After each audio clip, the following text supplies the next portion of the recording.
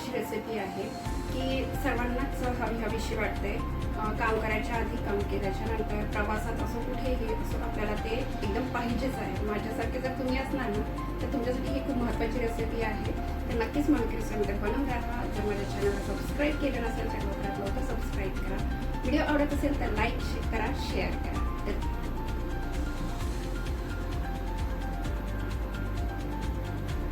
एक नंबर झालेला आहे मित्रांनो चहा. जर तुम्ही पण माझ्यासारखे चहा लवर असाल तर नक्कीच तुम्ही हा चहाचा मसाला ट्राय करा. याने काय होतं की थकान दूर होतं. खूप जणांना अशी सवय असतं की चहा पिल्याशिवाय म्हणजे अशी कामाला तरतराई येत नाही किंवा कोणाला अभ्यास करायच्या वेळेस पण सुद्धा चहाची गरज असते. तर खूप जण असे असतात की ज्यांना चहा म्हटलं की एकदम त्यांच्यासाठी अमृतचं काम करतात. तर त्याच्यासाठी आपण आज हा चहा मसाला आज मी तुमच्यासाठी घेऊन आलेली आहे रेसिपी. आता पावसाळा आहे, पावसाळ्यामध्ये सर्दी होतं, गळ्याला खवखव होतं. तर त्यासाठी आपण ज्या इन्ग्रेडियंट्स वापरलेले आहे तर त्याचा काय फायदा असतो आपल्या चहासाठी तर मी तुम्हाला आज ते सांगणार आहे. तर चला मनोकी रसोईमध्ये जाऊन आपण याची रेसिपी बघून घेऊया. तर सर्वात आधी काय करायचं आहे, आपल्याला गॅसवर आपल्याला एक पॅन ठेवायचं आहे आणि पॅन छान थोडं गरम होऊ द्यायचं आहे. त्यानंतर आपण इथे काही इन्ग्रेडियंट्स टाकणार आहोत तर ते मी तुम्हाला सांगते. तर इथे मी 5 ग्राम मिरे घेतलेले आहे, काळे मिरे, 5 ग्राम लवंग घेतलेले आहे, 10 ग्राम हिरवी विलायची आणि 10 ग्राम कलमी घेतलेले आहे आणि तुळशीचे पत्ते घेतलेले आहे. तुळशीचे पत्ते तुम्हाला माहिती आहे की आयुर्वेदामध्ये किती मोठं स्थान आहे याचं. आपल्याला आठवते की लहान असताना जसं सर्दी कफ वगैरे झालेला आहे तर आपल्याला काढा द्यायचं, आपली आई काड्या बनवून द्यायची तुळशीच्या पाल्याचा. तर तेच काम आता इथे करणार आहे. जर तुम्हाला सर्दी कफ वगैरे असेल तर तुळशीचा पाला आपला कफसाठी मदत करणार आहे, कफ निघायला. त्यानंतर आपल्याला इथे कलमी आणि मिरे आणि लवंग ज्या घेतलेल्या आहेत त्या आपल्याला थोडं थोडं करून भाजून घ्यायचं आहे. एक एक करून आपल्याला भाजायचं आहे.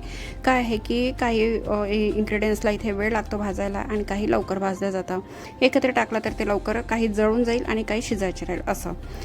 आणि त्यानंतर इथे आपल्याला हिरवी विलायची टाकायची आहे, ते सुद्धा छान भाजून घ्यायचे. आणि हे इन्ग्रेडियंट्स इथपर्यंत भाजायचे जोपर्यंत त्यातून धुवा निघत नाही, थोडंसं असे स्टीम निघत नाही तोपर्यंत भाजून घ्यायचं आहे. आणि जे भाजून झालं की छान असा सुगंध पसरतो पूर्ण घरात, तोपर्यंत आपल्याला हे भाजायचं आहे. आणि गॅस एकदम स्लो ठेवायचा आहे. स्लो गॅसवरच आपल्याला हे छान भाजून घ्यायचं आहे.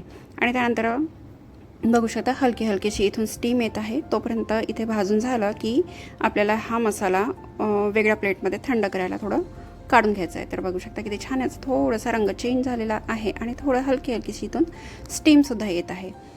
तर या प्रकारे आपल्याला मसाला भाजून घ्यायचा आहे आणि खूप छान अशी रेसिपी बनणार आहे, खूप छान असा मसाला बनणार आहे. तर बनवून राहा मनोकी रसोईमध्ये. तर हे आपण एका प्लेटमध्ये काढून घ्यायचं आहे. आणि इथं तुळशीचे पत्ते मी झाडाचे तोडून छानपैकी याला धुवून पंख्यामध्ये थोडा वेळ सुकवून ठेवलेले होते, तरीसुद्धा त्यामध्ये मॉइश्चर आहे. तर आपण इथे त्यालासुद्धा भाजून घ्यायचं आहे. तोपर्यंत भाजायचं जोपर्यंत हे छान असे क्रिस्पी होत नाही आणि याचे कलरही चेंज होत नाही तोपर्यंत भाजायचं आहे. तर बघू शकता या प्रकारे आपण हे भाजून घेतलेलं आहे.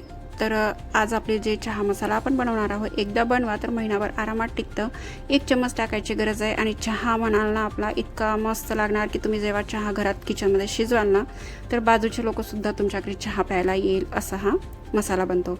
आणि त्यानंतर इथे आपण बडीशेप घेतलेली आहे. बडीशेप तुम्हाला माहिती आहे खूप जणांना अशी सवय असतं की जेवण झाल्यावर जेवण असं पचवण्यासाठी, डायजेस्ट करण्यासाठी सोप खाण्याची सवय असते. तर तेच काम इथे करणार आहे आपली हे बडीशेप. की चहा पिल्यानंतर खूप जणांना ॲसिडिटी वगैरे होतं, तर बडीशेप जर वापरली तर ॲसिडिटी होणार नाही, म्हणजे पाचनक्रियाला ते मदत करणार.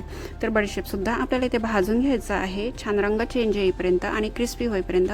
ते सुद्धा आपल्याला वेगळ्या याच्यात काढून ठेवायचं आहे. थोडं थंड होऊ द्यायचं आहे, गरम आपल्याला मिक्सरला बारीक करायचं नाही आहे. त्यानंतर महत्त्वाचं इन्ग्रेडियंट्स म्हणजे जिंजर पावडर, जे की आपण सुंठ पावडरसुद्धा म्हणतो. तर ते 1 वाटी घ्यायचं आहे. हे प्रमाण थोडं जास्त घ्यायचं आहे. अद्रकचा फ्लेवर खूप जणांना खूप जास्त चांगला आवडतो. अद्रकचं पण माहिती आहे तुम्हाला, गळ्याला अगर खवखव होत आहे, गळा जर खाजवत आहे, सर्दी व्हायच्या आधी आपल्याला असं वाटतं तर ते काम आपलं जिंजर करणार, म्हणजेच अद्रक करणार. तर या प्रकारे आपल्याला मिक्सरमध्ये छान पूर्ण इन्ग्रेडियंट्स टाकायचे एकत्र आणि सुंदर असं याचं मिश्रण बनवून घ्यायचं आहे, बारीक पावडर बनवून घ्यायचं आहे. तुम्हाला माहिती आहे बघा, हिरवी विलायची जे आहे ते थोडं आपलं मिक्सरमध्ये पिसल्या जात नाही, त्याचे असे शिलटे जे असतात ते वर असतात. जर तुम्हाला वाटेल तर तुम्ही गाळून घेऊ शकता, नाहीतर मी तर म्हणणार की गाळलं नाही तरी चालेल, कारण आपण चहा जेव्हा करतो ना तर चहा आपण गाळतो आणि विलायचीच्या शिलटामध्ये सुद्धा थोडा फ्लेवर असतो, तर ते फ्लेवरसुद्धा त्या चहामध्ये आणखी जास्त येईल. आणि नंतर काय करायचं आहे की मी न गाळताच असं भरून ठेवलेला आहे. जे आपल्याकडे कॉफीचे वगैरे बॉटल्स असतात ना त्यामध्ये भरून ठेवायचं आहे. वाचलेला वेगळ्या याच्यात टाकून ठेवलेला आहे. तर या प्रकारे इथे मी एका बॉटलमध्ये भरून ठेवलेला आहे. तर चला चहा करून घेऊया. तर चहा मी इथे 4 ते 5 जणांसाठी चहा ठेवलेला आहे. गरजेपुरती साखर तुम्ही गोड किंवा फिका जसा घेता तसा, आणि छान असं चहापत्ती वगैरे टाकून घेतली. आणि थोडं उकळायला आलं की 1 चम्मच मी इथे चहा मसाला टाकला, जो आत्ता आपण बनवून घेतलेला आहे. आणि याला छान कडू द्यायचं आहे.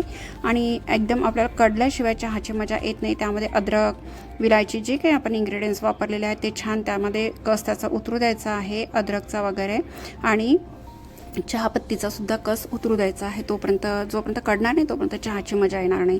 आणि हा जो सुगंध घरात पसरणार ना तर आजूबाजूची सुद्धा चहा घ्यायला येणार.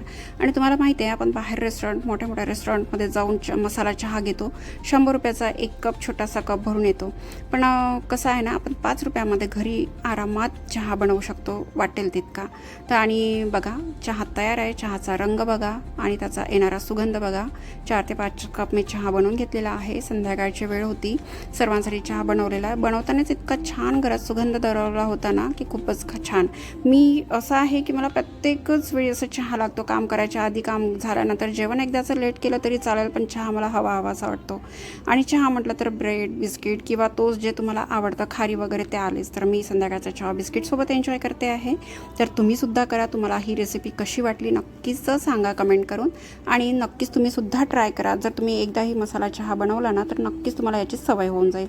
तर मी आणि माझे जाऊबाई बाहेर बसून चहा एन्जॉय केला. तुम्हीसुद्धा आपल्या आवडत्या पर्सनसोबत चहा बसून एन्जॉय करा. कशी वाटली आजची रेसिपी नक्कीच सांगायला विसरू नका. चॅनलला सबस्क्राईब केलं असेल तर सबस्क्राईब करा. आणि व्हिडिओ आवडला असेल तर लाईक करा. आणि तुमच्या परिवारासोबत शेअर करायला सुद्धा विसरू नका. तर चला मित्रांनो, भेटत राहूया नंतरच्या रेसिपीमध्ये. तोपर्यंत थँक्यू.